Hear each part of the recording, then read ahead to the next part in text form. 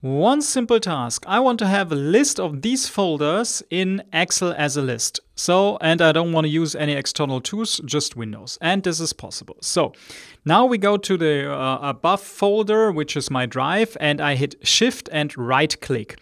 And then in the context menu, you get something like PowerShell, Window, Command, or something like this. This is in German here right now. And then you have this. And there's just a simple command which you are going to type in to have a list of your folders, which is called dir. So dir. So now you see all the folders within this drive, which I selected.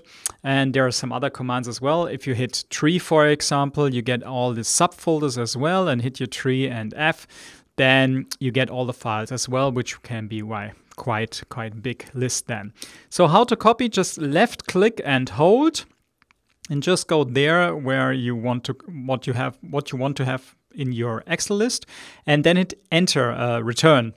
Just hit return, and then you're able to paste it into your Excel. Yeah, just right click and hit paste and whatever. And there is your list of folders within the drive, which we selected right before. So this is all about it. I'm using this for, well, I have certain drives to save all my projects, and I don't want to look in every single drive to find one particular project. So I have a very big Excel file with all the folders within my drives, and so I'm able to, well, search for them within Excel and then pick out the right drive to connect to my PC and have access to the files as well.